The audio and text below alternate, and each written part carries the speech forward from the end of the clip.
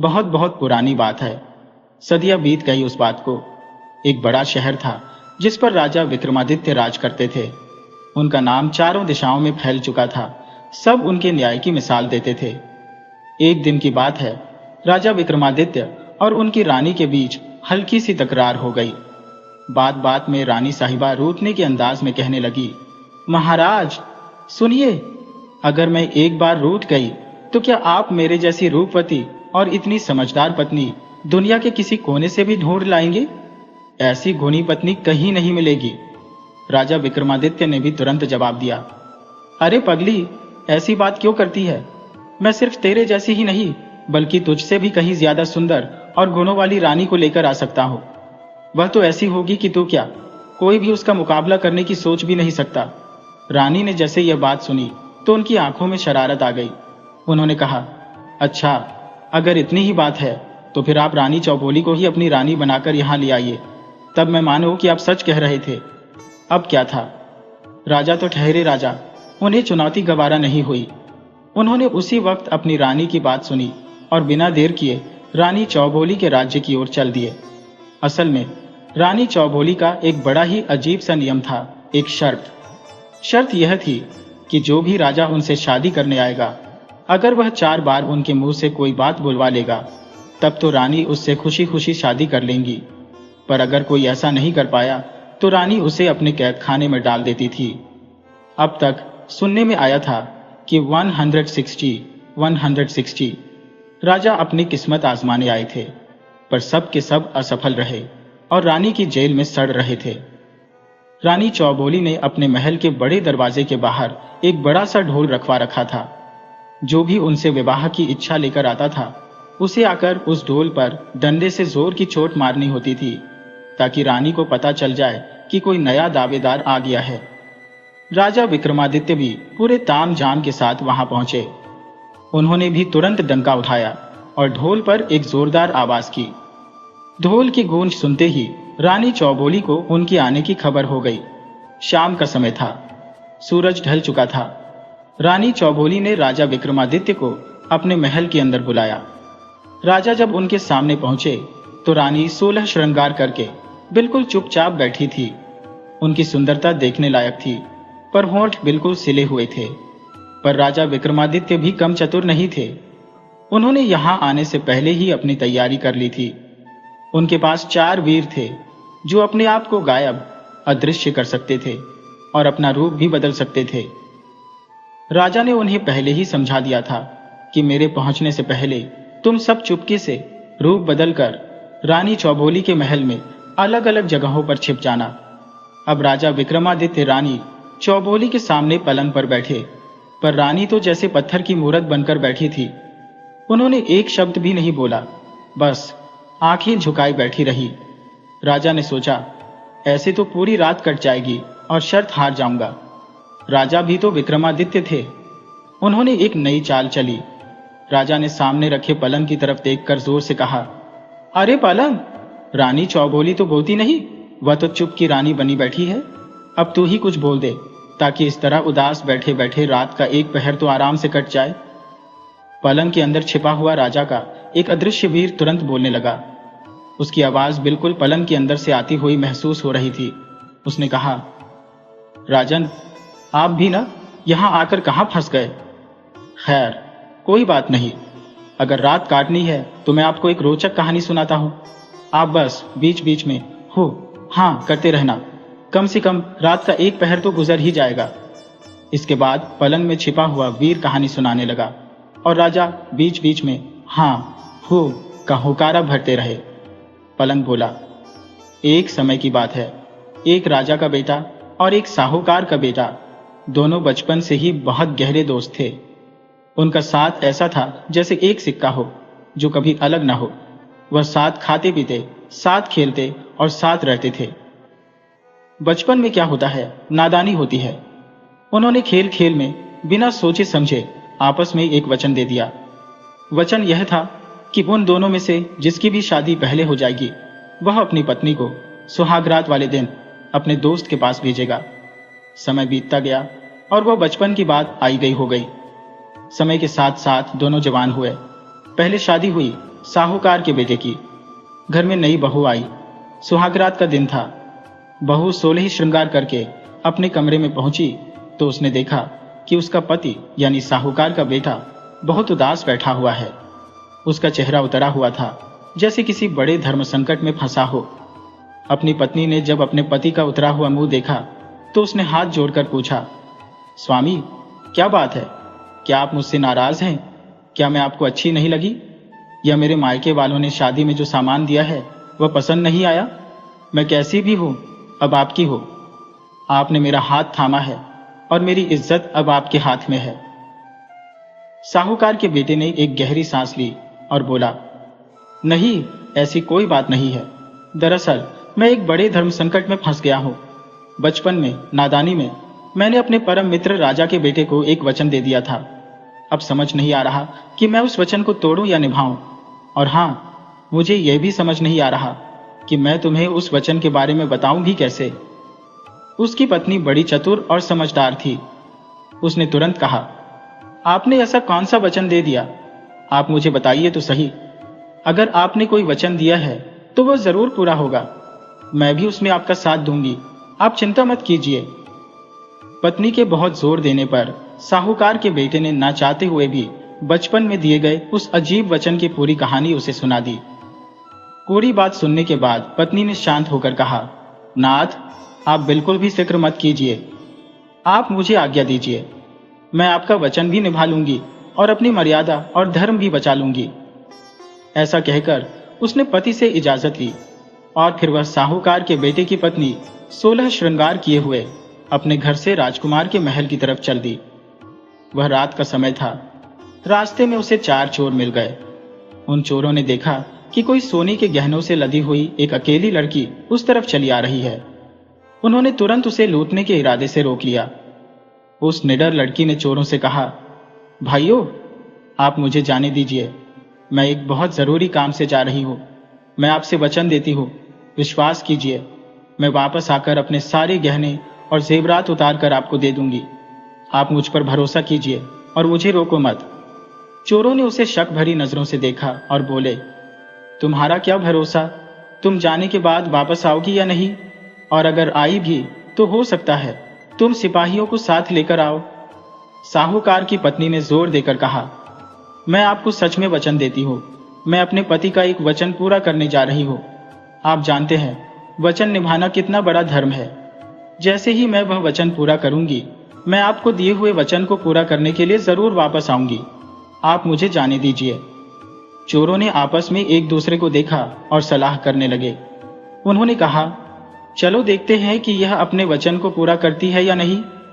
अगर नहीं भी आई तो कोई बात नहीं, एक दिन की लूट का माल नहीं मिला तो न सही। और फिर चोरों ने उसे जाने दिया। साहूकार के बेटे की पत्नी सीधे राजमहल की तरफ चली गई। राजकुमार अपने कमरे में पलंग पर सोया हुआ था। साहूकार के बेटे की पत्नी ने पास जाकर उसे आवाज दी, उठ जाइए राजकुमार। आवाज सुनकर राजकुमार हक्का बक्का होकर जागा। उसने देखा कि इतनी रात को एक इतनी सुंदर स्त्री 16 श्रृंगार किए हुए उसके सामने खड़ी है। उसने बार बार अपनी आंखों को मला, पलकों को झपकाया और फिर बड़ी नम्रता से बोला, देवी, तुम कौन हो और कहां से आई हो? इतनी रात को मेरे कमरे में आने का क्या कारण है? साहूकार के बेटे की पत्नी ने सारा मामला समझाया। मैं आपके बचपन के मित्र साहूकार के बेटे की पत्नी हूं। आप दोनों के बीच में बचपन में यह तय हुआ था कि जिसकी भी शादी पहले होगी वह अपनी पत्नी को सुहागरात के दिन अपने मित्र के पास भेजेगा। मैं उसी वचन को पूरा करने के लिए आपके पास आई हूं। आपके मित्र ने मुझे आज आपके पास भेजा है। राजकुमार को यह बात सुनकर बहुत शर्मिंदगी महसूस हुई। उसने तुरंत अपने मित्र की पत्नी से हाथ जोड़कर कहा, हे देवी, मुझे माफ कर दो। वह तो बचपन में एक नादानी में की गई बात थी। आप तो मेरे लिए माँ और बहन के समान है। ये कहकर राजकुमार ने अपने मित्र की पत्नी को बहन की तरह माना और हीरे मोतियों से भरा हुआ एक बड़ा थाल उसे भेंट कर दिया और आदर के साथ वापस विदा किया। अब वह वापस जा रही थी। रास्ते में उसे वही चारों चोर खड़े हुए मिले जो उसका इंतजार कर रहे थे। उसे देखकर चोर आपस में फुसफुसाए, अरे वाह, यह औरत तो अपनी जुबान की पक्की निकली। साहूकार के बेटे की पत्नी उनके पास आई और कहा, यह हीरे मोतियों से भरा हुआ थाल आप रख लीजिए, यह आपके भाग्य में ही लिखा था, और हाँ, मैंने जो वचन दिया था उसे भी पूरा करती हो। यह कहकर वह एक एक करके अपने सारे गहने उतारने लगी। चोरों को यह देखकर बहुत ही आश्चर्य हुआ। उन्होंने कहा, ठहरो, पहले तुम यह बताओ कि तुम कहाँ गई थी और यह हीरों से भरा हुआ थाल तुम्हें किसने दिया। साहूकार के बेटे की पत्नी ने पूरी बात विस्तार से चोरों को बता दी। सारी बात सुनने के बाद तो चोरों के मुंह से निकला, धन्य है ऐसी औरत जो अपने पति का वचन निभाने के लिए राजकुमार के पास चली गई, और धन्य है वह राजकुमार जिन्होंने इसकी मर्यादा की रक्षा की, इसका आदर करते हुए इसे अपनी बहन बनाकर इतने महंगे हीरे मोती भेंट किए। चोरों ने कहा, ऐसी चरित्रवान और धर्म पर चलने वाली औरत को तो हम अपनी बहन बनाना चाहते हैं। और फिर चोरों ने उसे अपनी बहन मान लिया। उन्होंने उसका सारा धन लौटा दिया, और उनके पास जो थोड़ा बहुत लूटा हुआ धन था वह भी उन्होंने उसे भेंट के रूप में दे दिया। इतना ही नहीं, उन्होंने साहूकार की पत्नी को सुरक्षित उसके घर तक पहुंचा भी दिया। पलंग ने कहानी खत्म करते हुए कहा, हे राजा विक्रमादित्य, आपने तो बहुत बड़े बड़े न्याय किए हैं। अब आप यह बताइए कि इस पूरे मामले में सबसे ज्यादा भल मनसाहत, बड़प्पन किसने दिखाई, उन चोरों ने या उस राजकुमार ने? राजा विक्रमादित्य ने तुरंत जवाब दिया, यह तो बिल्कुल साफ है, उस राजकुमार की भल मनसाहत ज्यादा बड़ी है। उसने अपनी वासना को मारकर अपने मित्र की पत्नी को बहन मानकर बहुमूल्य भेंट दी और उसे वापस भेजा। इतना सुनते ही रानी चौबोली को जोर का गुस्सा आ गया। वह गुस्से में राजा से बोली, अरे राजा, तेरी अक्ल कहाँ गई है? क्या तू ऐसे ही न्याय करता है? अब मेरी बात ध्यान से सुन, इस मामले में चोरों की भल मनसाहत ज्यादा बड़ी है।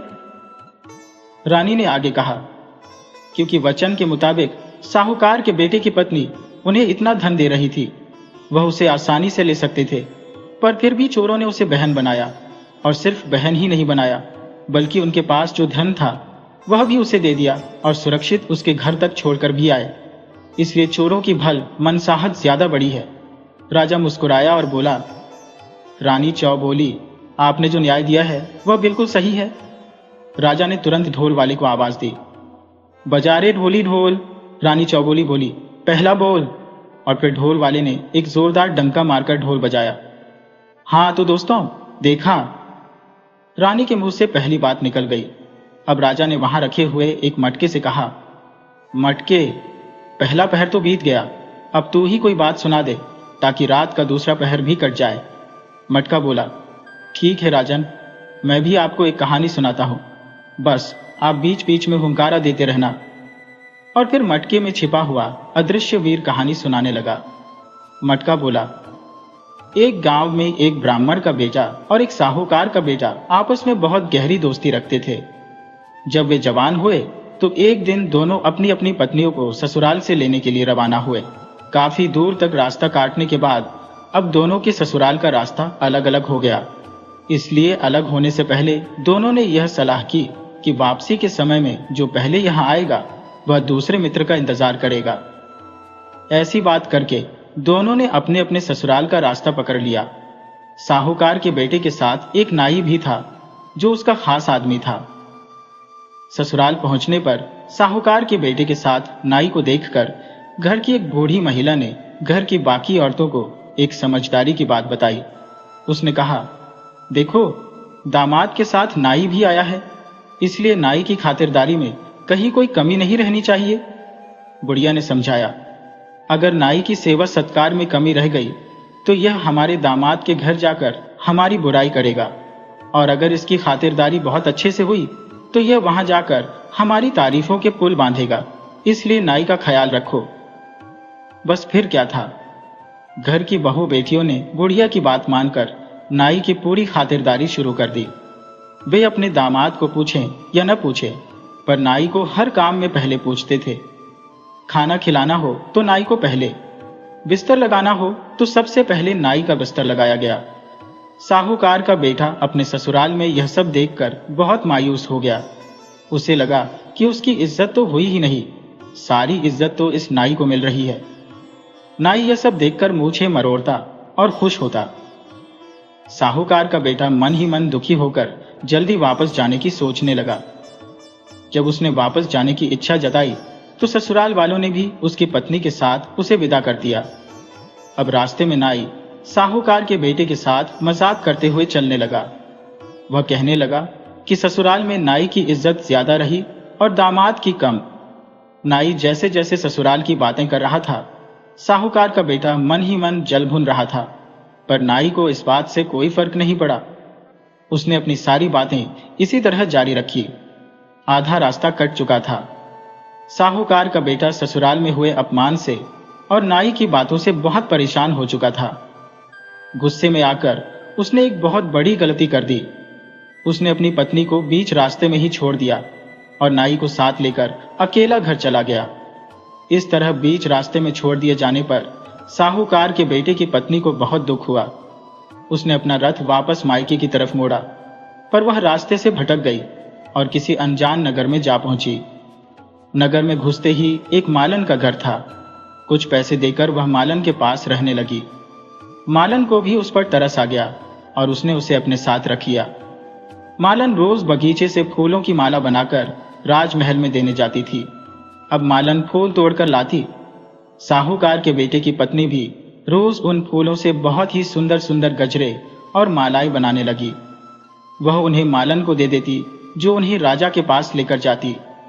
एक दिन राजा ने मालन से पूछा, अरे मालन, आजकल फूलों की इतनी सुंदर सुंदर मालाएं कौन बना रहा है? तुम्हें तो ऐसी कलाकारी नहीं आती। तब मालन ने राजा को बताया, हुजूर, मेरे घर में एक स्त्री आई है जो बहुत ही गुणवान और सुंदर है। वही इतनी सुंदर कारीगरी जानती है। राजा ने तुरंत आदेश दिया, उसे हमारे महल में हाजिर किया जाए। राजा के सैनिक मालन के घर पहुंच गए। साहूकार के बेटे की पत्नी ने बहुत मना किया, पर राजा का आदेश कैसे टाला जा सकता था। और फिर साहूकार के बेटे की पत्नी को राजा के सामने हाजिर कर दिया गया। राजा ने ऐसी सुंदर स्त्री को देखा तो चकित रह गया। राजा ने तुरंत आदेश दिया कि इसे मेरे महल में भेज दिया जाए। साहूकार के बेटे की पत्नी ने हाथ जोड़कर कहा, राजन, आप तो इस नगर के मालिक हैं और इस नाते से आप मेरे पिता के समान हुए। मेरे ऊपर बुरी नजर मत रखिए और मुझे छोड़ दीजिए। पर राजा कहाँ मानने वाला था, वह नहीं माना। इसलिए साहूकार के बेटे की पत्नी बोली, ठीक है, आप मुझे 6 महीने का समय दे दीजिए ताकि मैं सोच सकूं। राजा ने उसकी बात मान ली और उसे नगर के बाहर के रास्ते पर एक एकांत महल में रहने की जगह दे दी। साहूकार के बेटे की पत्नी रोज उस महल के झरोखे से आते जाते लोगों को देखती कि कहीं कोई उसके ससुराल या मायके का जान पहचान का आदमी मिल जाए, जिसके द्वारा वह संदेश भिजवा सके। उधर रास्ते में ब्राह्मण का बेटा अपने मित्र साहूकार के बेटे का इंतजार कर रहा था। जब उसने साहूकार के बेटे को अकेले आते हुए देखा तो सोच में पड़ गया। उसने आते ही साहूकार के बेटे से उसकी पत्नी के बारे में पूछा। साहूकार के बेटे ने उसे पूरी कहानी सुना दी। ब्राह्मण के बेटे ने साहूकार को खूब खरी खोटी सुनाई। उसे डांटा, अरे मूर्ख, अगर ससुराल में नाई की खातिरदारी ज्यादा हो गई तो इसमें पत्नी की क्या गलती थी? उसे बीच रास्ते में क्यों छोड़ आए? फिर क्या था? दोनों मित्र उसे वापस लेने के लिए चल पड़े। तलाश करते करते वे दोनों उसी नगर में पहुंच गए। साहूकार के बेटे की पत्नी ने महल के झरोखे से दोनों को देख लिया और उन्हें बुलाने के लिए आदमी भेजा। इसके बाद ब्राह्मण के बेटे ने दोनों पति पत्नी में सुलह कराई।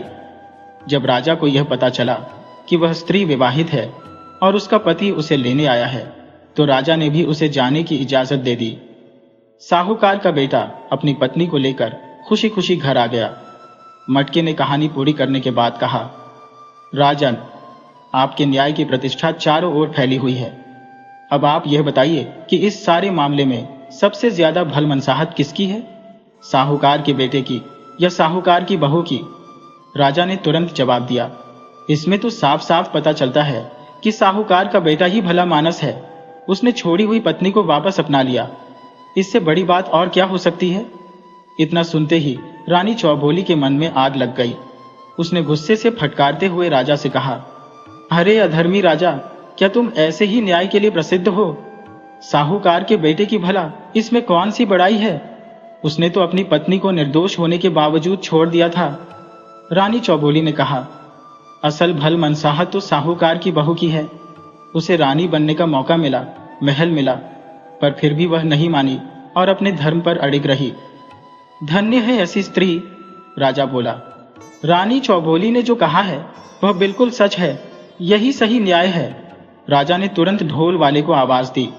बजा ढोली ढोल। रानी चौबोली बोली, दूसरा बोल। और फिर ढोल वाले ने नगाड़े पर जोर से चोट मारी। इस तरह से रात का दूसरा पहर भी कट गया। अब रानी चौबोली ने सोचा, अरे यह क्या, ये राजा तो बहुत ही चतुर है। इसने अपनी चतुराई से मुझे 2 बार बुलवा दिया। इस तरह से तो यह राजा शर्त जीत जाएगा। अब रानी मन ही मन पहले से भी ज्यादा सतर्क हो गईं। उन्होंने तय कर लिया कि अब वह नहीं बोलेंगी। तब राजा विक्रमादित्य ने खिड़की की तरफ देखकर कहा, ए खिड़की, अब तू ही कोई बात सुना ताकि कट जाए रात का तीसरा पहर। खिड़की में छिपा हुआ राजा का अदृश्य वीर बोला, सुनिए राजन, मैं भी आपको एक कहानी सुनाता हूं। ये कहानी भी 2 दोस्तों की है। खिड़की बोली, एक राजा का बेटा और एक साहूकार का बेटा आपस में बहुत ही गहरे दोस्त थे। उनका साथ ऐसा था कि वे एक साथ खाते पीते थे और एक पल के लिए भी एक दूसरे से दूर नहीं रहते थे। दोनों ने आपस में वादा कर रखा था कि वह दोनों कभी एक दूसरे से अलग नहीं होंगे। दोनों की शादियां भी हो चुकी थी, पर उस समय उनकी पत्नियां अपने मायके गई हुई थी। एक दिन साहूकार ने अपने बेटे से कहा, बेटा, तेरी पत्नी मायके गई हुई है। अब वह जवान हो चुकी है, उसे ज्यादा दिन तक वहां नहीं छोड़ा जा सकता। तू जा और उसे मायके से वापस ले आ। बेटा बोला, बापू, आपका आदेश सिर माथे पर है, पर मैं अकेला कैसे जाऊं? मैंने तो अपने मित्र राजकुमार से वादा कर रखा है कि उसे छोड़कर कहीं भी अकेले नहीं जाऊंगा। साहूकार ने सोचते हुए कहा, अच्छा, अगर तुम दोनों की दोस्ती ऐसी है तो एक काम करो, राजा के बेटे को भी अपने साथ अपने ससुराल ले जाओ। पर एक बात का ध्यान रखना, तेरे ससुराल में उसकी खातिरदारी उसकी प्रतिष्ठा के अनुसार होनी चाहिए। उसकी वहां पर अच्छे से आवभगत होनी चाहिए। आखिरकार दोनों मित्र साहूकार के बेटे के ससुराल की तरफ चल दिए। रास्ते में राजा का बेटा तो मस्ती और मजाक करता हुआ चल रहा था, जबकि साहूकार का बेटा बहुत चिंता में था। वह सोच रहा था, पता नहीं मेरे ससुराल वाले राजकुमार की कैसी खातिरदारी करेंगे। अगर कोई कमी रह गई तो राजकुमार क्या सोचेगा। इन्हीं विचारों में खोया हुआ वह चला जा रहा था। चलते चलते रास्ते में एक देवी का मंदिर आया, जिसके बारे में ऐसी मान्यता थी कि वहां पर देवी के आगे जो भी मनोकामना की जाती है वह जरूर पूरी होती है। साहूकार के बेटे ने भी देवी के आगे जाकर प्रार्थना की, हे देवी माँ, मेरे ससुराल में मेरे मित्र की खातिरदारी और आदर सत्कार वैसा ही होना चाहिए जैसा मैं मन में सोच रहा हूँ। अगर मेरे मन की यह मुराद पूरी हो गई तो वापस आते वक्त मैं अपना सिर काट कर आपके चरणों में चढ़ा दूंगा। ऐसी मनोकामना करके वह अपने मित्र के साथ आगे बढ़ा और ससुराल पहुंच गया। उसके ससुराल वाले बहुत ही बड़े साहूकार थे। उनकी शहर में कई दुकानें थी, विदेशों में व्यापार था और उनके पास कई जहाज थे। धनवान होने के साथ साथ वे बहुत ही दिलदार भी थे। उन्होंने अपने दामाद के साथ आए हुए राजा के बेटे को देखा तो उनका ऐसा आदर सत्कार किया कि उसे देखकर राजा का बेटा भी हैरान रह गया। ऐसा सत्कार तो उसने कभी नहीं देखा था। दोनों 10 दिन तक वहां रहे और उसके बाद साहूकार का बेटा अपनी पत्नी को लेकर वापस चल दिया। रास्ते में राजकुमार वहां के आदर सत्कार की तारीफ ही करता जा रहा था। अब साहूकार के बेटे का मनोरथ पूरा हो चुका था। रास्ते में जब देवी का मंदिर आया तो उसने राजकुमार और अपनी पत्नी से कहा कि आप दोनों आगे चले, मैं देवी के दर्शन करके आता हूं। राजा का बेटा बोला, अरे मैं भी चलूं, दोनों एक साथ दर्शन कर लेंगे। साहूकार का बेटा बोला, नहीं, मैंने अकेले ही दर्शन करने की मन्नत मांगी थी, इसलिए आप लोग रुकिए। और फिर साहूकार का बेटा मंदिर में गया। उसने अपना शीश काटा और देवी के चरणों में चढ़ा दिया। राजा के बेटे ने काफी देर तक इंतजार किया, फिर भी साहूकार का बेटा नहीं आया तो वह भी मंदिर के अंदर आ गया। मंदिर में पहुंचा तो क्या देखा कि उसके मित्र का सिर एक तरफ कटा हुआ पड़ा है। यह देखकर राजा के बेटे के पैरों तले से जमीन खिसक गई। वह सोचने लगा, यह क्या हो गया? अब मैं अपने मित्र की पत्नी और उसके पिता को क्या जवाब दूंगा? इस तरह बिना मित्र के घर जाऊंगा तो लोग क्या कहेंगे? आज तक तो हम दोनों अकेले नहीं रहे, फिर आज कैसे रह जाए। यह सब सोचते सोचते और विचार करते हुए राजकुमार ने अपनी तलवार निकाली और अपना सिर भी काट डाला। उधर साहूकार की बहू रास्ते में खड़ी खड़ी दोनों का इंतजार करते करते थक गई, तो वह भी मंदिर के अंदर आ पहुंची। उसने वहां का दृश्य देखा तो हक्की बक्की रह गई। दोनों मित्रों के सिर और धड़ कटे हुए पड़े थे। मंदिर में लहू बह रहा था। वह सोचने लगी, अब मेरा क्या होगा, मैं ससुराल कैसे जाऊंगी, बिना पति के वहां पर क्या मुंह दिखाऊंगी, लोग क्या कहेंगे। ये सब सोचकर उसने भी तलवार उठाई और जोर से अपने पेट में मारने लगी। तभी देवी मां प्रकट हुई और उन्होंने उसका हाथ पकड़ लिया। साहूकार की बहू देवी से कहती है, देवी मां, मेरा हाथ छोड़ दो, मुझे भी मर जाने दो। इन दोनों का तो आपने भक्षण कर लिया, अब मेरा भी कर लो। देवी ने कहा, तलवार नीचे रख दो और दोनों के सिर उठाकर उनके धड़ों पर रख दो, अभी मैं दोनों को फिर से जिंदा कर देती हूँ। साहूकार की बेटी ने दोनों के सिर उठाए और धड़ के ऊपर रख दिए। देवी ने अपने आशीर्वाद से दोनों को जीवित कर दिया और फिर देवी गायब हो गई। परंतु एक गड़बड़ हो चुकी थी। साहूकार की बेटी ने जल्दबाजी में साहूकार के बेटे का सिर राजकुमार के धड़ पर और राजकुमार का सिर साहूकार के बेटे के धड़ पर रख दिया था। अब वे दोनों सोच में पड़ गए कि यह किसकी पत्नी है, सिर वाले की या धड़ वाले की। अब खिड़की ने अपनी कहानी खत्म करके राजा से कहा, राजन, अब आप ही न्याय कीजिए कि वह किसकी पत्नी होगी। राजा ने कहा, इसमें पूछने वाली कौन सी बात है, वह महिला धड़ वाले की पत्नी होगी, धड़ ही असल शरीर है। ये सुनते ही रानी चौबोली गुस्से से भर गई और कहने लगी, वाह रे राजा, वाह, बहुत अच्छा न्याय है तुम्हारा। धड़ से भला क्या लेना देना, पत्नी तो सिर वाली की होनी चाहिए, सिर के बिना भला धड़ का क्या काम, पहचान तो सिर से होती है ना।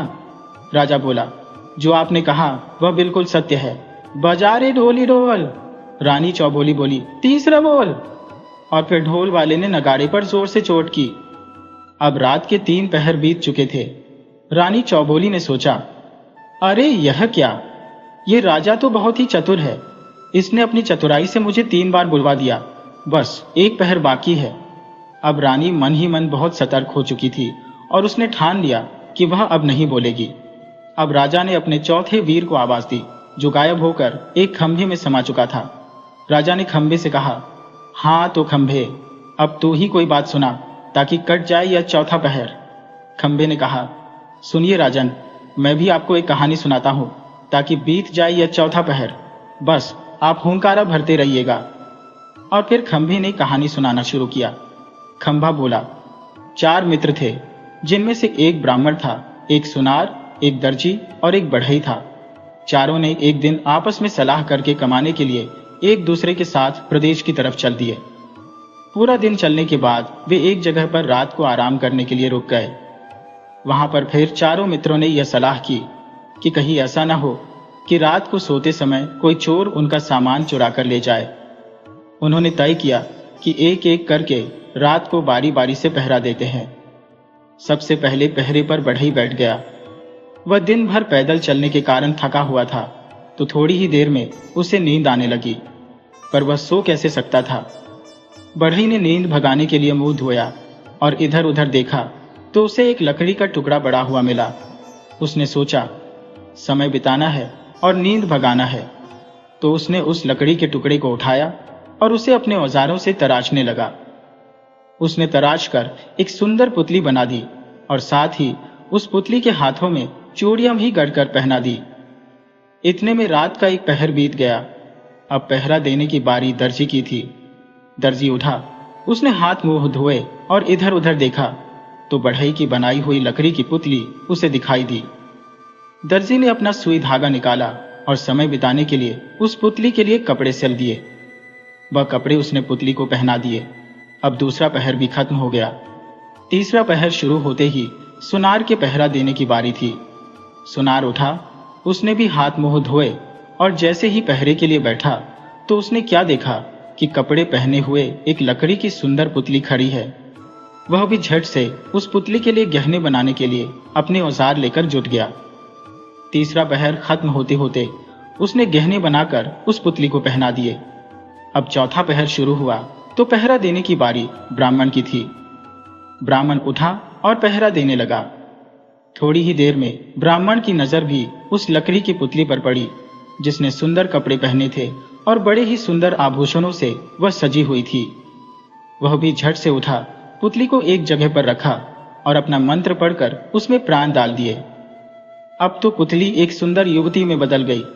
अब वह सुंदर कपड़े पहने हुए गहनों से सजी हुई एक जीवित स्त्री बन चुकी थी। सुबह होते ही वे चारों मित्र आपस में लड़ने लगे। एक ने कहा, यह मेरी पत्नी बनेगी। दूसरे ने कहा, नहीं, यह मेरी पत्नी बनेगी, इस पर मेरा हक है। अब खंभे ने राजा से कहा, राजा, अब आप ही न्याय कीजिए कि वह पुतली किसकी पत्नी बनेगी। राजा ने तुरंत कहा, यह तो सीधी सी बात है। ब्राह्मण ने उस पुतली में प्राण डाले हैं तो वह उसी की पत्नी है और वह उसी को मिलनी चाहिए। यह सुनते ही रानी चौबोली गुस्से में कड़क कर बोली, लानत है राजा तुम्हारे पर। ब्राह्मण ने उस पुतली में प्राण डाले हैं, मतलब कि उसे जन्म दिया है, इसलिए वह उसका पिता हुआ। रानी ने आखिरी बात कही, कोई भी स्त्री उसी की पत्नी होती है जो उसके हाथों में चूड़ियां पहनाता है। इस तरह से वह स्त्री बढ़ई की पत्नी हुई, क्योंकि उसी ने उसके हाथों में चूड़ियां गढ़कर उसे चूड़ियां पहनाई थी। राजा मुस्कुराया और बोला, शाबाश रानी चौबोली, आपने बहुत ही बढ़िया जवाब दिया। राजा ने तुरंत ढोल वाले को आवाज दी, बजा रे ढोली ढोल। रानी चौबोली ने बोला, चौथा बोल। ये सुनते ही ढोल वाले ने ढोल बजाया। इस तरह से रानी चौबोली 4 पहर में 4 बार बोल चुकी थी और अब वह शर्त हार चुकी थी, जबकि राजा विक्रमादित्य शर्त को जीत गए थे। इसके बाद दोनों की शादी हो गई। रानी चौबोली ने अपने कारागार में बंद सभी राजाओं को वहां से आजाद कर दिया और उन्हें सम्मान सहित विदा किया, और फिर वह राजा विक्रमादित्य के साथ उनके महल की तरफ खुशी खुशी चल दी। दोस्तों, यह कहानी हमें सिखाती है कि धर्म और न्याय का रास्ता कितना पेचीदा हो सकता है। जरूरी नहीं कि जो दिखता है वही सच हो। हमें हर फैसले में कारण और नीयत दोनों को देखना चाहिए। साहूकार की बहू का चरित्र बल और रानी चौबोली की तेज बुद्धि हमें दिखाती है कि इंसानियत और समझदारी किसी भी शर्त या परीक्षा से बड़ी होती है।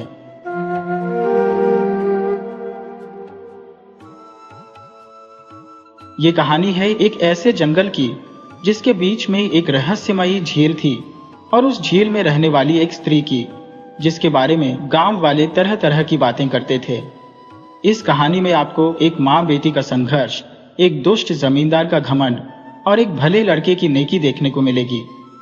ये कहानी हमें सिखाती है कि कर्मों का फल कैसे मिलता है। तो कहानी शुरू करने से पहले जो भी नए लोग आज हमारे साथ जुड़े हैं, उनसे मेरा निवेदन है कि कृपया इस चैनल को सब्सक्राइब जरूर कर लें। अगर आपको ये कहानी पसंद आए तो इसे लाइक और शेयर करना न भूलें और अपने मन की बात हमें कमेंट में जरूर बताएं। तो चलिए अब कहानी की शुरुआत करते हैं। ये किस्सा बहुत पुराने वक्त का है। एक गांव था त्रिलोचनपुर, जो एक बड़े ही घने जंगल के किनारे बसा हुआ था। वो जंगल ऐसा था कि दिन में भी अंधेरा लगे, बड़ा ही घना और डरावना। इसी वजह से गांव का कोई भी आदमी उस जंगल में ज्यादा अंदर जाने की हिम्मत नहीं करता था। जंगल के अंदर क्या है, कैसा है, इसकी किसी को कोई खास जानकारी नहीं थी, लेकिन सबने अपने बाप दादों से एक बात जरूर सुन रखी थी कि उस जंगल के बीचों बीच एक झील है। उस झील में एक परी रहती है और जो कोई भी उस झील के पास भटक कर चला जाता है, वो परी उसे अपने साथ ले जाती है। वो इंसान फिर कभी लौटकर वापस नहीं आता। वो परी किस दुनिया की है और क्यों आदमियों को अपने साथ ले जाती है, ये राज कोई नहीं जानता था। बस लोग इतना कहते थे कि वो पहले उस आदमी पर बहुत प्यार लुटाती है, उससे ब्याह करने का वादा करती है और फिर अपने साथ ले जाती है। गांव वाले तो उस जंगल में जाते नहीं थे। हाँ, पर जब गांव का कोई आदमी अपनी पत्नी से खफा होता तो एक धमकी जरूर देता था, मैं जंगल में चला जाऊंगा और उसी झील वाली परी से ब्याह कर लूंगा। हालांकि उनकी पत्नियां भी कुछ कम नहीं थी। वो भी अपने पति को सुना देती, जाओ जाओ उसी चुड़ैल के पास जाओ, पता नहीं उसके कितने पति होंगे। जब तक उससे मिलने की तुम्हारी बारी आएगी, तुम्हारी सारी बत्तीसी नीचे झड़ चुकी होगी। अरे, पत्नी तो एक पति वाली ही अच्छी होती है, हजारों पति किसके होते हैं ये मुझे बताने की जरूरत नहीं, तुम खुद होशियार हो। वैसी औरत से ब्याह की बात कोई गिरा हुआ आदमी ही कर सकता है, कोई शरीफ आदमी नहीं। पत्नियां ऐसी बातें कहकर अपने बिगड़ैल पतियों का मुंह बंद करा देती थी। हालांकि कोई मर्द कितना भी उछल कूद ले कभी उस जंगल में नहीं जाता था।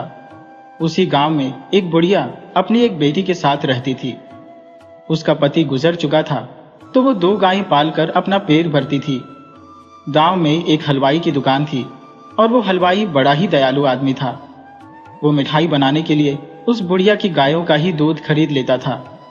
वैसे तो गांव में दूध बेचने वालों की कोई कमी नहीं थी, पर वो बुढ़िया की मदद करने के लिए पहले उसी का दूध खरीदता था। इस तरह बुढ़िया और उसकी बेटी का गुजारा बड़े आराम से हो जाता था। गांव में एक ढोली नाम का जमींदार भी रहता था। वो बड़ा ही मक्कार किस्म का आदमी था। उसके पास बहुत जमीन थी जिसे वो गांव वालों को खेती के लिए पट्टे पर देता था। बदले में वो किसानों से आधी फसल वसूल लेता था, पर उसका मन इतने से भी नहीं भरता था। वो हर घर से एक औरत और एक मर्द से अपने घर पर रोज मुफ्त में काम कराता था। लोगों की मजबूरी थी उसके घर बेगारी करना, क्योंकि तभी वो उन्हें अपनी जमीन पट्टे पर देता था। लेकिन वो बुढ़िया कोई खेती नहीं करती थी, तो उसे गांव में उस हलवाई के सिवा किसी और से कोई लेना देना नहीं था। वो कभी जमींदार के घर बेगारी करने नहीं जाती थी। जमींदार चाहता था कि किसी भी तरह बुढ़िया से बेगारी कराए, लेकिन उसे कोई मौका ही नहीं मिल रहा था। आखिर वो गांव में रहती जरूर थी, पर उसकी आसामी नहीं थी। गांव का हलवाई भी जमींदार का आसामी नहीं था, तो दोनों से काम कराना जमींदार के लिए थोड़ा मुश्किल तो था, पर नामुमकिन नहीं था। एक दिन वो बुढ़िया के पास गया। बुढ़िया को जमींदार अपने दरवाजे पर देखकर बड़ी हैरानी हुई कि ये हमारे दरवाजे पर कैसे आ गया। ये तो लोगों को अपने दरवाजे पर बुलवाता है और लोग हाथ जोड़े उसके दरवाजे पर जाते हैं। जमींदार बुढ़िया को देखते ही बोला, भाभी, सारा गांव मुझसे जमीन लेकर खेती करता है, पर एक तो है जो खेती नहीं करती। मैं तुझे भी कुछ जमीन देना चाहता हूँ। बुढ़िया बोली, जमींदार जी, अब मुझसे खेती बाड़ी कहाँ हो पाएगी। न मैं हल चला सकती हूँ न कुदार। खेती का काम तो मेरे लिए अब नामुमकिन है। मेरे लिए तो मेरी ये 2 गायें ही सब कुछ है। यही मेरी खेती है। मेरा काम इन्हीं से चल जाता है। मुझे और किसी चीज की जरूरत नहीं है। दोनों बात कर ही रहे थे कि बुढ़िया की बेटी संजू वहां आ गई। जमींदार तो उसे बस एक तक देखता ही रह गया। बुढ़िया जमींदार की गंदी नजर को पहचान गई कि ये बेटी को बुरी नजर से देख रहा है। बुढ़ा हो गया है, पर गलत कामों के लिए पूरे गांव में बदनाम है। इसीलिए कोई औरत इसके घर अकेली काम करने नहीं जाती। वो अपने पति या बेटों के साथ ही उसके घर जाती है और जमींदारनी के आसपास ही काम करके लौट आती है। गांव की झिल्ली की पत्नी ने एक बार बुढ़िया को बताया था कि जमींदार ने उसे घर में अकेला पाकर गलत तरीके से पकड़ लिया था, पर किस्मत से जमींदारनी आ गई। वो जमींदार की हरकत देखकर उस पर आग बबूला हो गई थी। उसने घर में काम करने आने वाली औरतों को सलाह दी थी कि वो जमींदार के साथ काम न करें, और अगर वो कोई हरकत करता है तो उसकी जानकारी सीधे जमींदारनी को दें। तब से जमींदार हर औरत पर नजर नहीं डालता था, मगर 1-2 औरतें उसी के जैसी थी, तो वो उनसे घुल मिलकर रहता था। वो उन्हें साथ में बाजरे के खेत में बाली तोड़ने ले जाता था। जमींदार अपना सारा खेत पट्टे पर दे देता था, लेकिन कुछ खेत अपने पास भी रखता था जिसमें वो गन्ना या मक्का उगाता था। वो अपने खास मतलब के लिए ही ऐसी खेती करता था, वरना उससे उसे कोई कमाई नहीं होने वाली थी। तो वो बुढ़िया की बेटी को एक तक घूर रहा था। बुढ़िया बेटी से बोली, संजू, तुम घर के अंदर जाओ और मैंने जो काम बताया है वो करो। वो सीधे सीधे जमींदार को मना तो नहीं कर सकती थी, भला कोई किसी को देखने से कैसे रोक सकता है। अच्छा तो यही है कि खुद ही बचा जाए। जब जमींदार चला गया तो बुढ़िया बेटी के पास गई और बोली, तुझे जरा भी समझ नहीं है कि किसके सामने जाना है और किसके नहीं। जमींदार के बारे में सारा गांव जानता है कि वो कितना बदमाश है। बस एक तू ही है जिसे कुछ पता नहीं। अब न जाने वो क्या साजिश रचेगा, किसी को क्या पता। मैंने तुझे कई बार समझाया है कि किसी भी औरत को किसी पराये मर्द के सामने बिना वजह नहीं आना चाहिए। पिता और पति के अलावा किसी भी औरत को किसी मर्द के साथ कभी अकेले में नहीं रुकना चाहिए।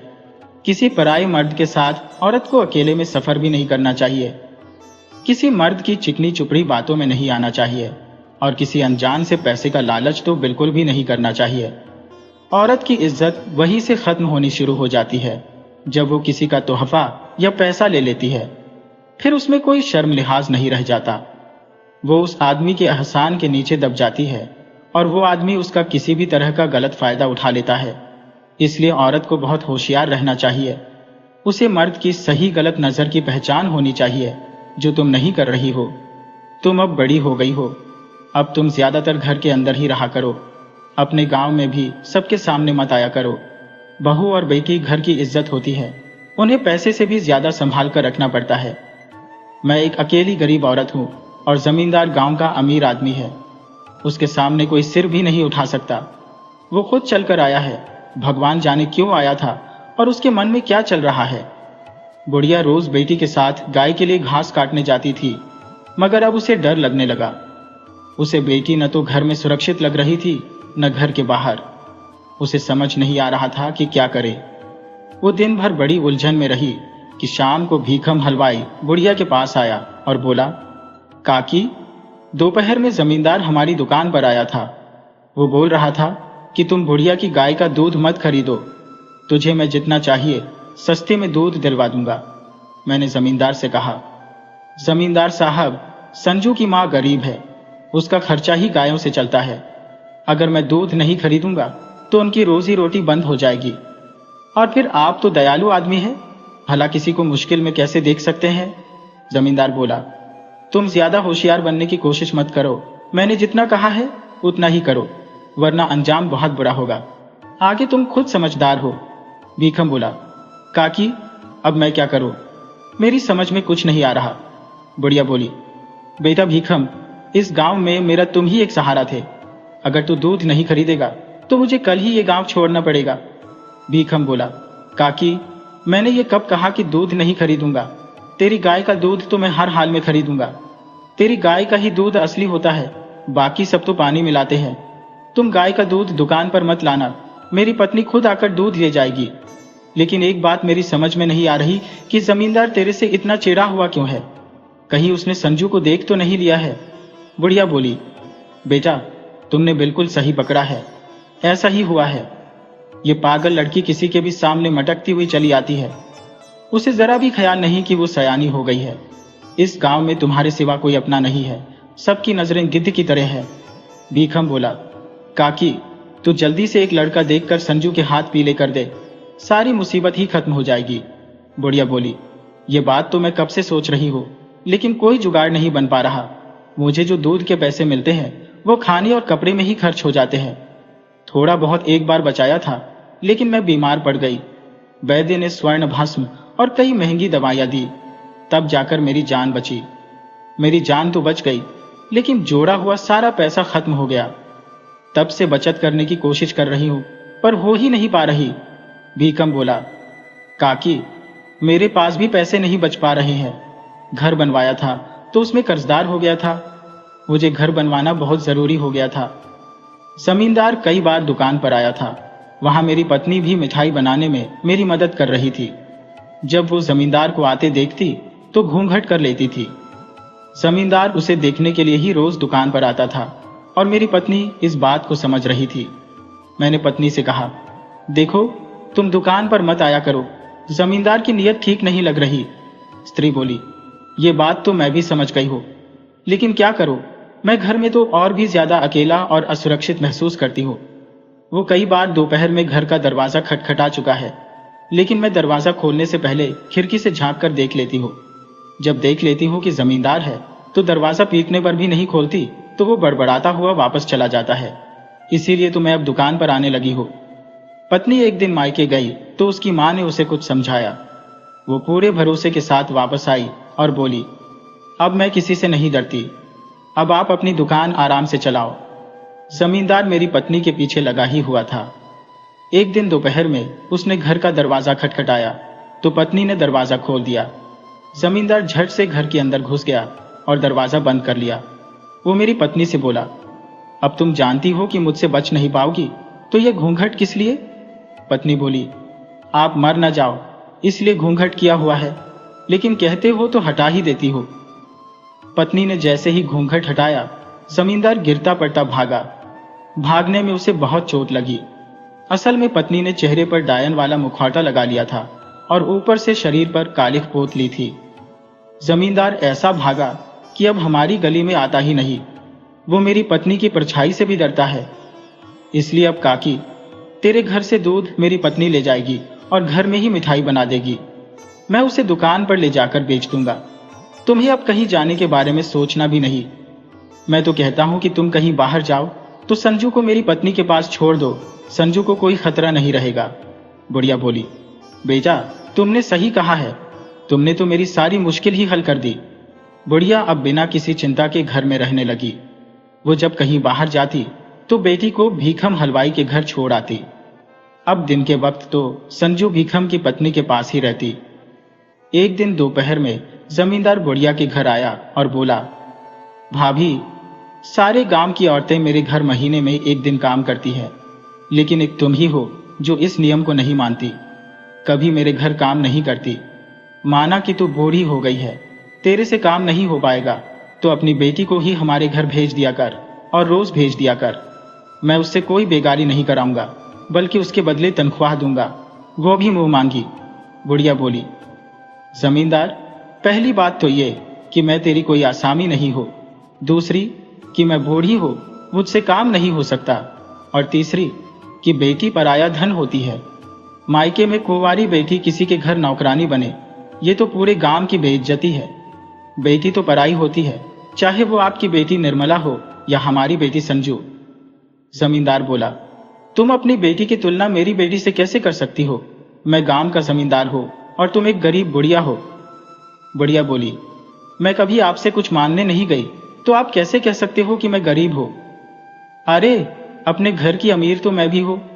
आप अपना ये खराब दिमाग कहीं और चलाना, मैं आपकी कोई गुलाम नहीं हूं। बुढ़िया की बात जमींदार को तीर की तरह चुभ गई। कभी किसी ने इस तरह उससे बात नहीं की थी। उसने सोच लिया कि वो बुढ़िया को सबक सिखाएगा। उसकी जमा पूंजी उसकी गाय है, वो उन्हीं गायों के दम पर मुझे चुनौती दे रही है। मैं उसकी गायों को ही चोरी करवा लेता हूं। वो जंगल के पास बसे एक कसाई के पास गया और उससे बोला, तुम कोई इंतजाम करो, हमारे गांव की बुढ़िया की गायों को काटना है।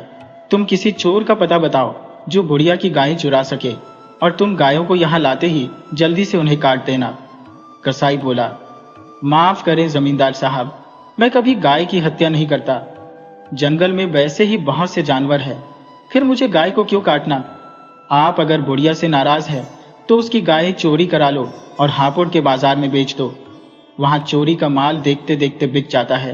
हाँ, उसकी कोई खास कीमत नहीं मिलेगी। जमींदार बोला, मुझे कीमत की जरूरत नहीं है, बल्कि मैं इस काम के बदले बहुत पैसा दूंगा।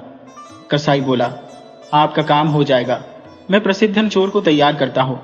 2 गायें चोरी करने के 200 स्वर्ण मुद्रा लेगा। गायें चोरी हो जाएंगी। जमींदार को पता था कि 5 स्वर्ण मुद्रा में अच्छी गाय मिल जाती है, लेकिन चोरी के लिए उसे 20 गुना कीमत देनी पड़ रही थी। जमींदार कसाई को 200 स्वर्ण मुद्रा देकर आ गया, तो कसाई ने प्रसिद्धन चोर के साथ मिलकर बुढ़िया की गायें चोरी करा ली। दोनों गायों को लेकर हापुड़ बाजार गए।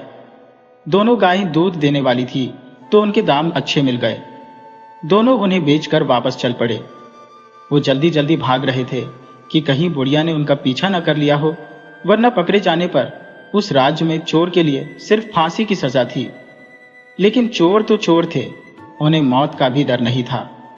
अब चोरी तो कर ली थी, लेकिन उन्हें पकड़े जाने से बचना भी था, तो वो जंगल के रास्ते भागे। भागते भागते उन्हें जोरों की प्यास और भूख भी लग गई थी, तो उन्होंने सोचा कि जंगल में कहीं रुककर पानी पी लेते हैं। प्रसिद्धन ने बाजार से भागते हुए भी कुछ खाने की मांसाहारी चीज और शराब खरीद ली थी। जब दोनों जंगल के अंदर आ गए तो प्रसिद्धन अपने दोस्त कसाई से बोला, दोस्त, अब भागने की कोई जरूरत नहीं है। हम जंगल के बीच में हैं। हम कहीं पानी की जगह देखकर भोजन कर लेते हैं, उसके बाद आराम से रात में जंगल से बाहर निकलकर घर जाएंगे। दोनों पानी की तलाश करने लगे कि कसाई को एक झील नजर आई। कसाई बोला, भाई प्रसिद्धन, हम कितने मूर्ख हैं कि जंगल में कई बार आए, मगर इतनी सुंदर झील कभी नहीं देखी। हम तो पहले झील में पानी पिएंगे, फिर झील में नहाएंगे, उसके बाद भोजन करेंगे, झील के पास कुछ देर आराम करेंगे और फिर घर चलेंगे। प्रसिद्धन बोला, नहाना तो हम बाद में भी कर लेंगे, भागने से बहुत भूख लग गई है, पहले हम भोजन कर लेते हैं। दोनों ने जल्दी से झील में पानी पिया और उसके बाद कुछ देर आराम करके खाना खाने बैठ गए। मांसाहारी भोजन खाते खाते शराब भी पीते जा रहे थे। जब दोनों नशे में धुत हो गए तो वो झील में नहाने की सोचने लगे कि तभी उन्हें झील में एक बहुत खूबसूरत परी जैसी औरत दिखी जो अर्धनग्न होकर नहा रही थी। कसाई बोला, क्या गजब किस्मत है अपनी, गायें जाते ही बिक गईं, भोजन का इंतजाम भी हो गया, शराब के साथ अब हम सुंदरी का भी मजा पानी के अंदर ही ले सकेंगे। दोनों झील में उतरकर उस औरत की तरफ बढ़ने लगे। औरत ने दोनों को चेतावनी दी, तुम दोनों को किसी औरत को नहाते हुए नहीं देखना चाहिए, लेकिन तुम दोनों अपनी हद भूलकर मेरे पास आने की कोशिश कर रहे हो। ये काम करते हुए तुम्हें जरा भी शर्म नहीं आ रही? क्या किसी पराई औरत को अकेला पाकर उसकी इज्जत लूटने का ख्याल करना सही है? कसाई बोला, मर्द के लिए सब कुछ सही है। तुम अपनी मर्जी से हमारे पास आ जाओ तो हम तुम्हें कोई तकलीफ नहीं पहुंचाएंगे। स्त्री बोली, तुम दोनों अब यहां से सही सलामत निकलकर तो दिखाओ। इस झील में कभी किसी की पानी पीने की भी हिम्मत नहीं हुई और तुम पानी में उतरकर मेरी ताकत को चुनौती दे रहे हो। मैं ऐसे कामुक मर्दों की ही तलाश में रहती हूँ। वो स्त्री एक भयानक राक्षसी में बदल गई और दोनों को चने की तरह चबा गई। दोनों का काम वहीं तमाम हो गया। उधर सुबह जब बुढ़िया अपनी गायों को चारा डालने गई तो गायें थी ही नहीं। वो घबराई हुई ये बात बेटी से बताई। दोनों गायें एक साथ गायब कैसे हो गईं? उनके बछड़े भी नहीं है। संजू बोली, माँ, मुझे जमींदार पर शक हो रहा है, उसी ने कुछ गड़बड़ किया है। ये बात जंगल की आग की तरह पूरे गांव में फैल गई कि बुढ़िया की गाय चोरी हो गई। दीखम हलवाई की पत्नी दूध लेने आई थी, लेकिन जब गाय ही चोरी हो गई तो वो दूध कहां से ले जाती? उसने साफ कह दिया, ये काम गांव के जमींदार का है। उसी को संजू की मां से जलन थी, वो किसी भी तरह बुढ़िया को झुकाना चाहता है। भीखम की पत्नी बोली, संजू, तुम समझौता मत करना, तुम्हें कभी खाने की कमी नहीं होगी। तुम मेरे घर ही रहो, मेरे साथ काम करो और उसी से दोनों का काम चल जाएगा। उधर जमींदार ये देखने के लिए आया कि चलकर देखते हैं कि क्या हो रहा है। वो बुढ़िया की गाय चोरी पर अफसोस जताया और बोला, तुम चोरी से हिम्मत मत हारना। तुम संजू को मेरे घर काम पर भेज दो, मैं तुम्हें कल ही 2 गाय खरीद कर दे दूंगा। बुढ़िया बोली, जले पर नमक मत छिड़को जमींदार, मुझे हालातों से लड़ना आता है, मुझे किसी की मदद की जरूरत नहीं। मैं गाय की चोरी की शिकायत राजा के पास जाकर लिखाऊंगी, राजा ही इसका सही इंसाफ करेगा। वैसे मुझे गाय के चोर के बारे में पता चल गया है, लेकिन राजा के जासूस पता लगाएंगे तो सही रहेगा। ये बात सुनकर जमींदार के पसीने छूट गए। बोला, इस छोटी सी बात की शिकायत राजा से करने की क्या जरूरत है? तुम बिना मतलब परेशान होगी। तुम मुझसे 2 गायों की कीमत ले लो, भले ही उस पैसे को मत लौटाना। अब गांव में हो तो इतना तो फर्ज बनता ही है कि किसी गरीब की मदद करूं। तुम अपनी बेटी को भी कहीं काम पर मत भेजना, तुम्हें कुछ करने की जरूरत ही नहीं है, मैं सारा इंतजाम करा दूंगा। बुढ़िया बोली, मैंने पहले ही कह दिया कि मुझे किसी की कोई मदद नहीं चाहिए, मुझे सिर्फ इंसाफ चाहिए और इंसाफ सिर्फ राजा कर सकता है, दूसरा कोई नहीं। चोर के लिए राजा ने फांसी की सजा तय कर रखी है। मैं चोरी कराने वाले और चोर दोनों को फांसी पर झूलते देखना चाहती हूं। गांव के कई लोगों ने भी साथ दिया। हाँ, चोर को तो पकड़ में आना ही चाहिए, वरना वो चोर और मनबड़ हो जाएगा। वो अब हर घर में चोरी करने लगेगा। जमींदार ने गांव वालों को समझाने की कोशिश की। देखो, तुम लोग छोटी सी बात को ज्यादा बढ़ा रहे हो। अरे, मेरा भी कुछ फर्ज है कि नहीं? मैं खुद चोर को पकड़वाने की कोशिश करूंगा। गांव वाले बोले, नहीं जमींदार साहब, आप बूढ़े हो चले हो, आपसे चोर नहीं पकड़ा जाएगा, उसे राजा के सैनिक ही पकड़ें, यही अच्छा रहेगा। जब एक सुर में गांव वालों की आवाज उठी तो जमींदार किसी को दबा नहीं सका। उसे लगने लगा कि वो बुरी तरह फंस गया है। उसने घमंड में अच्छे बुरे का ख्याल ही नहीं किया। अब बुढ़िया राज दरबार गई तो राजा अपने जासूस लगा देगा। जासूस 2-4 दिन में सब पता लगा लेंगे। वो गायों को भी बरामद कर लेंगे। कसाई तो मार पड़ते ही सारा राज उगल देगा। मेरा नाम आते ही मुझे फांसी हो जाएगी, मेरी जमींदारी छिन जाएगी। बहुत तनाव में होकर जमींदार घर वापस गया। उसे अपनी मौत बहुत करीब दिख रही थी। उसे लगा कि मुश्किल से 4-5 दिन और जी पाएगा, उसके बाद उसे फांसी लग जाएगी। उसने सुन रखा था कि जंगल में एक झील है और झील में एक सुंदर परी रहती है। वो झील में नहाने वाले से ब्याह करके उसे अपने साथ ले जाती है। मुझे उसी के साथ चले जाना चाहिए। जिंदगी में अब कुछ नहीं रखा है, फांसी की मौत से तो उस परी की गुलामी ही अच्छी। ये सोचकर वो जंगल में चला गया। वो पहले कभी जंगल में नहीं गया था, न ही उसने कभी झील देखी थी, तो वो इधर उधर जंगल में झील की तलाश करने लगा। उसे वो झील जल्दी ही मिल गई, तो वो झील में देखने लगा, लेकिन उसे कोई परी नहीं दिखी। वो पानी में नहाने के लिए उतरा तो उसे एक सुंदर स्त्री झील में नहाते हुए दिख गई। स्त्री ने जमींदार से कहा, ओ बुढ़े, तुझे जरा भी शर्म नहीं आती? तुम एक नहाती हुई औरत को देख रहे हो, ये एक बहुत बुरा काम है। जमींदार बोला, जब मुझे तुमसे ब्याह करना है तो फिर यह बुरा काम कैसे हुआ? मैंने कोई पाप नहीं किया है।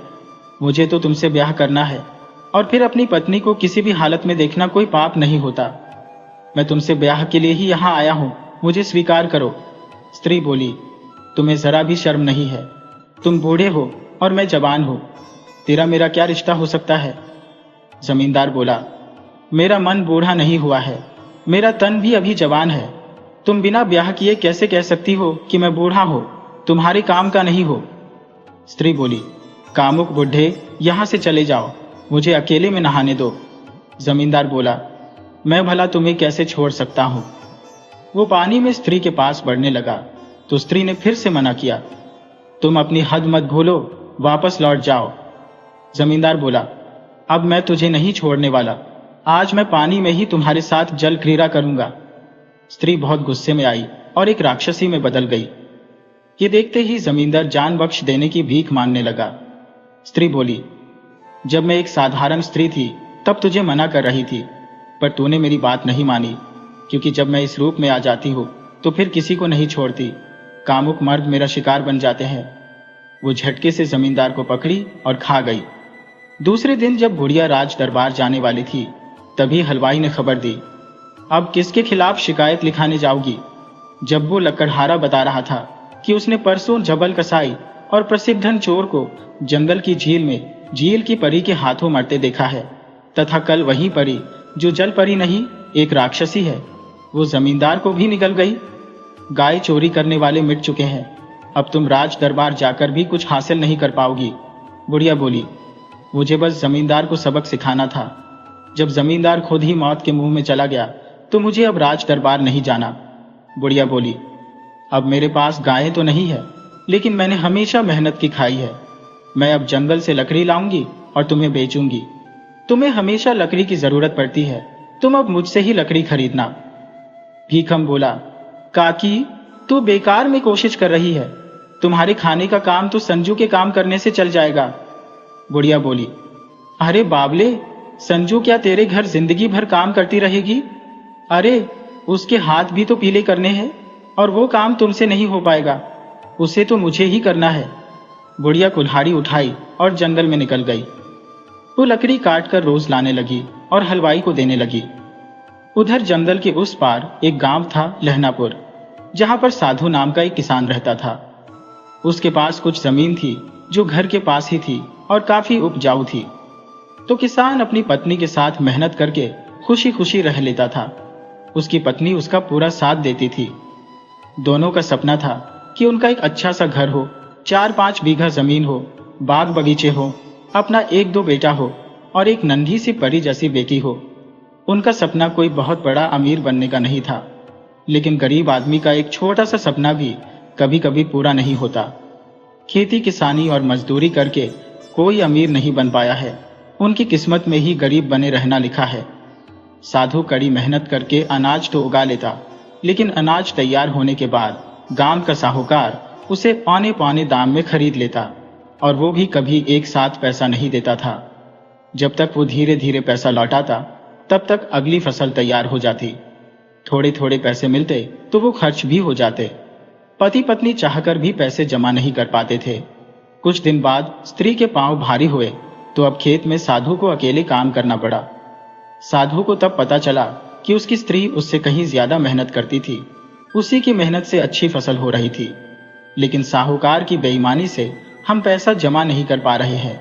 उसने सोच लिया कि जब फसल तैयार हो जाएगी तो इस बार गांव के साहूकार को नहीं बेचेगा, वो दूसरे गांव के साहूकार को बेचेगा। दूसरे गांव का साहूकार नगद पैसा पहले दे देता है और बाद में अनाज ले जाता है। कुछ दिन में फसल तैयार हो गई तो साधु ने अपना अनाज दूसरे गांव के साहूकार को बेच दिया। उसे नगद पैसा मिल गया। पति पत्नी बहुत खुश हुए। उन्होंने ये बात गांव के कई लोगों को बताई तो गांव वाले भी अपना अनाज दूसरे गांव के साहूकार को बेचने लगे। गांव का साहूकार इस बात से चिढ़ गया। वो सबसे ज्यादा साधु से चिढ़ा था कि उसी ने मेरा धंधा चौपट किया है। गांव वाले अब मुझे अनाज देने को तैयार नहीं है। मुझे अब अनाज नगद पैसा देकर खरीदना पड़ेगा। हालांकि अब उसे कोई नगद पैसा लेकर भी अनाज देने को तैयार नहीं हुआ। साहूकार को अनाज न मिलने से काफी नुकसान हुआ।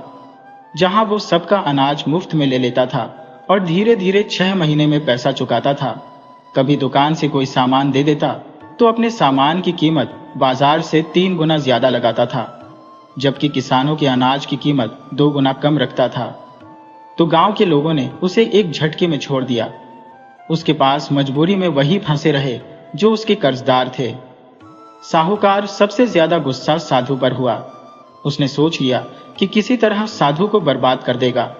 हालांकि साधु के पास जब एक साथ नगद पैसे आ गए थे तो उसे साहूकार के पास जाने की क्या जरूरत थी। एक बार वो उसके दुकान से सामान खरीदने चला गया तो साहूकार ने उसे सामान देने से साफ मना कर दिया।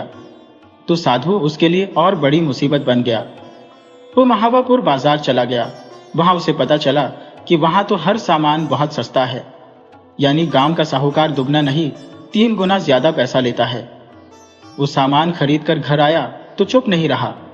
अपने आस पड़ोस के लोगों से बताया कि जिसको जो भी सामान लेना है महावापुर बाजार जाओ और एक साथ सामान खरीद लो, साहूकार से 3 गुना सस्ता पड़ेगा। गांव वाले ये बात सुनकर हैरान रह गए। वो सच्चाई जानने के लिए दूसरे दिन झुंड बनाकर महावापुर बाजार गए तो साधु की बात में दम था। गांव वालों ने साहूकार का सीधा बहिष्कार कर दिया। उधर समय के साथ साधु को एक बेटा हुआ तो उसकी पत्नी बच्चे की देखभाल में लग गई। उसे इतनी भी फुर्सत नहीं मिलती थी कि पति की मदद करे, तो साधु को खेत में अकेला काम करना पड़ रहा था, जो उसके बस की बात नहीं थी। वो कम मेहनत करता था, इसलिए उसकी अगली फसल कमजोर हो गई। उतना फायदा नहीं मिला तो पत्नी उसे डांटने लगी, इस तरह काम करोगे तो खाने के लिए भी अनाज नहीं उगा पाओगे। अब मैं बच्चा देखो कि घर संभालो कि बाहर खेत में चलकर काम करो। उसने पति को समझाया, एक मजदूर रखकर काम करा लिया करो, थोड़ी सी लापरवाही में ज्यादा का नुकसान हो रहा है। खेती में फसल अच्छी न होने से साधु की पत्नी काफी परेशान रहने लगी। उसे चिंता इस कदर हुई कि वो बीमार रहने लगी, मगर वो पति से कुछ नहीं बताती थी। जब उसकी सेहत ज्यादा बिगड़ने लगी तो साधु बोला, रहती घर में हो, कोई काम है नहीं, फिर भी दिन ब दिन दुबली होती जा रही हो। क्या बात है, कहीं तुम बीमार तो नहीं हो? चलो मैं पहले तुम्हें कल वैद्य को दिखा लाता हूं। पत्नी बोली, आपने सही समझा है, मेरी तबीयत कई दिन से खराब है, लेकिन मैं आपके काम में रुकावट नहीं डालना चाहती थी, इसलिए नहीं बता रही थी। साधु बोला, तुम गलत कर रही थी, तुम्हें पहले बताना था। अगर तुम्हारी तबीयत ज्यादा बिगड़ गई तो फिर बड़ी मुश्किल हो जाएगी। सेहत के साथ खिलवाड़ कहां से ठीक है। दूसरे दिन सुबह साधु पत्नी को लेकर वैद्य के पास गया तो वैद्य ने दवा दे दी, लेकिन बताया कि रोग तो पुराना है, स्त्री ने दबाकर रखा था, ये काफी बिगड़ चुका है, अब ठीक होने में काफी लंबा समय लगेगा। दोनों दवा लेकर घर लौट आए, लेकिन साधु पत्नी पर काफी नाराज था। वो पत्नी को डांट रहा था, तुमने मुझे मुश्किल में डाल दिया है, तुम अपना मोल खुद नहीं समझती, तुम मेरे लिए कितनी जरूरी हो। अब कैसे बताऊं कि तुम्हारे बगैर मेरा घर बर्बाद हो जाएगा। अब भगवान जाने तुम्हें ठीक होने में कितना समय लगेगा। पत्नी बोली, अरे आप मेरी बहुत ज्यादा चिंता करने लगे हो। आदमी की तबीयत तो बिगड़ती रहती है, इसमें इतना घबराने जैसी कोई बात नहीं है, मैं जल्दी ही ठीक हो जाऊंगी। इस तरह समय बीतने लगा, लेकिन स्त्री की तबीयत ठीक नहीं हुई। उसकी सेहत दिन ब दिन गिरती जा रही थी। आखिर एक दिन वैद्य ने साधु से साफ कह दिया, तुम्हारी पत्नी नहीं बच पाएगी, उस पर कोई दवा असर नहीं कर रही।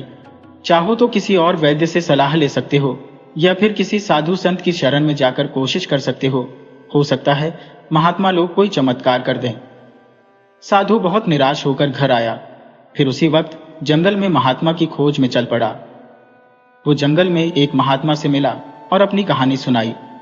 तब बहुत ध्यान लगाने के बाद महात्मा ने बताया, इलाज रोग का होता है, भूत प्रेत का नहीं। तुम्हारी पत्नी पर प्रेत का साया है, वो तो कब की मर चुकी है, लेकिन प्रेत अपनी हवस के लिए उसे अब तक जिंदा रखे हुए है। जैसे ही प्रेत उसे छोड़ेगा वो मर जाएगी और भूतनी बनकर प्रेत के साथ चली जाएगी। कहानी थोड़ी अजीब है। उसे जो प्रेत पकड़ा है वो उस स्त्री का प्रेमी है। ब्याह से पहले दोनों आपस में प्रेम करते थे, लेकिन उनका प्रेम स्त्री के भाई को पसंद नहीं था। तो एक दिन धोखे से बहन के प्रेमी को बुलाकर मार डाला और उसे कुएं में फेंक दिया तथा जल्दी ही बहन का ब्याह तुमसे करा दिया। वो तुम्हारे साथ चली आई, तुम्हारा साथ भी वफादारी से निभाया, लेकिन उसका प्रेमी भयानक प्रेत बन गया और उसे पकड़ लिया। वो बच्चा होने के बाद ही स्त्री को पकड़ लिया और उसे अंदर ही अंदर खोखला कर रहा था। अब वो किसी भी वक्त साथ छोड़कर जा सकता है, तो तुम्हें अपना दिल मजबूत रखना चाहिए। उसके छोड़ते ही स्त्री की मृत्यु हो जाएगी। साधु बोला, महात्मन कोई कृपा करो, मैं उस स्त्री को खोना नहीं चाहता। महात्मा बोले, तुम किस स्त्री के खोने की बात कर रहे हो? वो तो तुम्हारी थी ही नहीं। वो तो अपने प्रेमी से मंदिर में पहले ही ब्याह कर चुकी थी। असल में वो प्रेमी की ही पत्नी थी। अब वो अपने असली पति के साथ जा रही है, तो मैं उसके साथ कोई नाइंसाफी नहीं कर सकता। दोनों के प्रेत योनि में मिलने के बाद उन्हें मुक्ति मिल जाएगी। मैं उनकी मुक्ति में बाधा क्यों बनाऊं? तुम जाओ और अपने बच्चे को पालने का इंतजाम करो। साधु अपने घर लौट आया। वो महात्मा की बात पत्नी से नहीं बताना चाहता था, लेकिन पत्नी ने उसका चेहरा देखकर अंदाजा लगा लिया कि महात्मा ने जरूर मेरे जीवन की छुपी हुई बात बता दी है। तो वो साधु से बोली, मैंने आपको धोखा दिया है। मैं पहले से ब्याही हुई थी। मेरे भाई ने मेरे पहले पति को मार दिया था। अपने माँ बाप की इज्जत के लिए मैंने आपसे ब्याह कर लिया। मैंने आपको दिल से पति माना, लेकिन मैं अपने पहले पति को भी नहीं भूल पाई। वो प्रेत बनकर मेरे साथ लगा रहा, ये मैं जानती थी, लेकिन मैंने आपसे सच्चाई छुपा कर रखी। अब आप मुझे माफ करो, मैं अपने पहले पति के साथ जाना चाहती हूँ। आप अब मुझे इजाजत दो और अपने बच्चे का ख्याल रखना। इतना कहने के बाद स्त्री मर गई। साधु को अब किसी स्त्री से कोई लगाव नहीं रहा। उसे स्त्री से नाराजगी थी कि उसने अपने जीवन की इतनी गहरी बात छुपा ली थी। साधु को लगा कि उसने मुझे सिर्फ धोखा ही दिया है। वो मुझसे ब्याह के बाद भी उस प्रेत से प्रेम करती थी। वो हमेशा उसके साथ लगा रहा। पता नहीं ये बच्चा मेरा है या उस प्रेत का है। उसने सुन रखा था कि प्रेत औरत के साथ पति की तरह रह लेते हैं। अब चाहे जो भी हो, बच्चे को तो पालना ही पड़ेगा। साधु ने फिर दूसरा ब्याह नहीं किया। वो अब कोई काम नहीं करना चाहता था। उसे बुरी आदतों ने घेर लिया। वो खेती में कम ध्यान देता और हमेशा नशे में डूबा रहता। इसका फायदा साहूकार ने खूब उठाया। वो उसे शराब के लिए पैसा देने लगा। वो उसे शराब और खाने का खर्च देने लगा, तो साधु को भी आराम मिलने लगा। इस तरह 12 साल गुजर गए। स्त्री 5 साल का बच्चा छोड़कर मरी थी। बच्चे का साधु ने भगत नाम रखा था। भगत अब 16 साल का था। अब वो हर चीज को समझने लगा था और अपना घर भी संभाल लिया था। वो पिता को समझाता, ये आपकी आदत गलत है, आपकी गलती हम पर भारी पड़ सकती है। साधु बोला, भारी पड़ नहीं सकती, भारी पड़ चुकी है। मैंने अपनी सारी जमीन और घर साहूकार के नाम कर दिया है। अब 12 साल पूरे होने वाले हैं। वो घर और जमीन पर कब्जा कर लेगा। इसलिए तुम अब घर और जमीन की आशा मत करो। तुम यहाँ से चले जाओ, कहीं दूर, जहां तुम पर साहूकार की परछाई भी न पड़ पाए। भगत जब पिता के मुंह से यह सुना तो उसका दिल टूट गया। वो पिता को बहुत इज्जत देता था। खेत में कड़ी मेहनत करके उसे पैसा दे देता था, लेकिन बदले में साधु ने उसे कुछ नहीं दिया। तो वो निराश होकर घर से चल पड़ा। उसे समझ में आ गया कि दुनिया में जिसकी मां नहीं होती उसका कोई नहीं होता। वो जंगल का रास्ता पकड़कर चला जा रहा था कि देखा कि एक बुढ़िया ने लकड़ी तो बहुत काट ली है, मगर वो गठरी उससे उठ नहीं रही। वो बुढ़िया के पास आया और बोला, माई लाओ, मैं तेरी गठरी उठा देता हूँ। गठरी ज्यादा भारी थी। वो भगत से अकेले उठ नहीं पा रही थी। तो वो बुढ़िया से बोला, माई अगर ये गठरी सिर पर उठा दी तो तू मर जाएगी। गठरी बहुत भारी है। अब शाम होने वाली है, तू इसमें से आधी ले जा और आधी कल ले जाना। बुढ़िया बोली, नहीं बेटा, मरकर या जीकर ये गठरी मुझे ले जानी ही पड़ेगी। तू उठा दे, मेरे मरने की चिंता मत कर। भगत बोला, मैं तेरे मरने की चिंता क्यों न करूं? तू जरूर किसी की माँ होगी। जब तू मर जाएगी तो तेरे बच्चे अनाथ हो जाएंगे। बुढ़िया बोली, जब तुम्हें मेरी इतनी चिंता है तो मेरी गठरी मेरे घर तक पहुंचा दे। भगत बोला, जरूर पहुंचा दूंगा। वो बुढ़िया की गठरी सिर पर लिया और 1 मील दूर त्रिलोचनपुर गांव में आ गया। वो गठरी बुढ़िया के दरवाजे पर रख दिया और बोला, माई, अब मुझे इजाजत दो, मैं अब चलता हूं। बुढ़िया बोली, बेटा पानी पी लो। और फिर रात हो गई है, रात में कहाँ जाओगे? वैसे तुम्हें जाना कहाँ है और तुम हो कहाँ के? भगत बोला, मैं जिस गांव का हूं वो गांव अब छोड़ चुका हूं, और आगे जाना कहाँ है ये तो मुझे पता नहीं। भगवान जहां रखेंगे रह लूंगा। अच्छा चलता हो। बुढ़िया बोली, भगवान ने तेरा दाना पानी मेरे यहाँ लिख रखा है, तुम मेरे यहाँ ठहर जाओ। कल की बात कल है, कल क्या होगा बाद में देखा जाएगा। बुढ़िया के कहने पर भगत उसके घर रुक गया। बुढ़िया को भगत बहुत अच्छा लड़का लगा। उसने सोच लिया कि जब इसका कोई घर बार नहीं है तो मैं इसे साथ रख लेती हूँ। बाद में अच्छा लगा, यह वफादार निकला तो संजू के लिए सबसे अच्छा रहेगा। दूसरे दिन जब उसने जाने का सोचा तो बुढ़िया बोली, जब तक तुम्हें यह पता न चल जाए कि कहाँ जाओगे तब तक कैसे जाओगे? तुम 1-2 महीने हमारे घर रहो, फिर मन में जगह तय कर लो कि कहाँ जाओगे। भगत बुढ़िया की बात मानकर उसके घर रह गया। बुढ़िया का घर उसे अपना सा लगा। संजू ने उसे बड़े प्यार से खाना खिलाया तो दूसरे दिन वो खुद से लकड़ी लाने जंगल में चला गया। इस तरह वो रोज लकड़ी लाने लगा। अब वो भी बुढ़िया के घर से जाना नहीं चाहता था। उसे संजू अच्छी लगने लगी थी। उसने संजू से ब्याह करने का सोच लिया तो बुढ़िया भी अब संजू का ब्याह उससे कर देना चाहती थी, मगर कोई अभी एक दूसरे से ये बात कह नहीं पा रहा था। एक दिन भगत जंगल में बहुत अंदर तक चला गया। वो उस झील के पास चला गया जहां वो स्त्री के रूप में राक्षसी रहती थी। वो एक खूबसूरत स्त्री बनकर नहा रही थी। भगत को प्यास लगी थी। वो पानी पीने के लिए झील के पास गया था, लेकिन एक स्त्री को नहाते देखकर वो बिना पानी पिए ही लौट चला। स्त्री बोल उठी, ओ नौजवान, तुम झील में पानी पी सकते हो, मैं कम कपड़ों में नहीं नहा रही, तुम्हें कोई दोष नहीं लगेगा। भगत बोला, नहीं देवी, पुरुष को किसी भी हालत में स्त्री को नहाते हुए नहीं देखना चाहिए। मुझसे भूल हुई, मुझे माफ करो। स्त्री बोली, आप एक बहुत ऊंचे विचार के पुरुष हो, क्या आप मेरे लिए एक काम करोगे? भगत बोला, जरूर करूंगा, आप काम बताओ, मगर कोई मर्यादा वाला काम बताना। स्त्री बोली, एकदम मर्यादा वाला काम है। पास में एक बरगद का पेड़ है, तुम उसके पास चले जाओ और उस बरगद की सबसे ऊंची डाली पर एक घड़ा टंगा है, तुम उसे फोड़ दो और मेरे पास आओ। भगत उस पेड़ के पास गया तो उसे हैरानी हुई कि सचमुच एक घड़ा पेड़ पर टंगा था। भगत ने बिना देर किए उस घड़े को फोड़ दिया। वो फिर झील के पास आ गया तो वो सुंदर कन्या अब झील से बाहर आ चुकी थी। वो बोली, युवक, मैं अब आपसे ब्याह करना चाहती हूँ।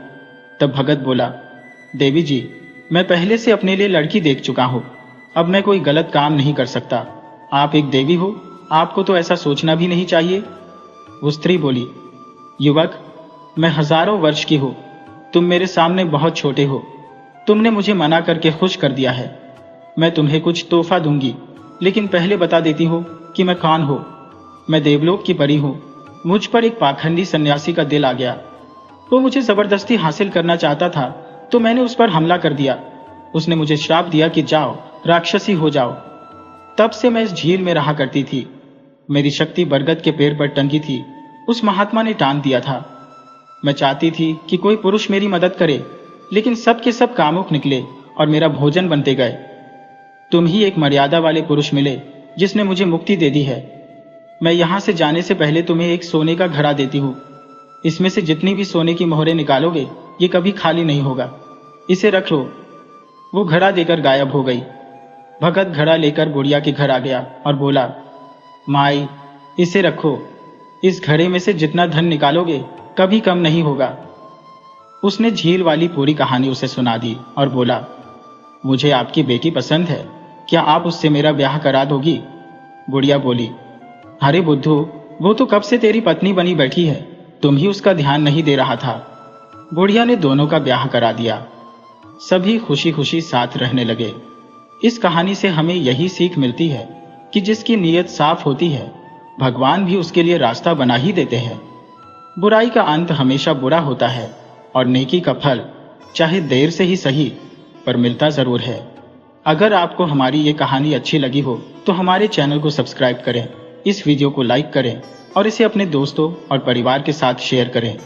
आपसे फिर मिलते हैं एक नई वीडियो के साथ। तब तक के लिए राधे राधे।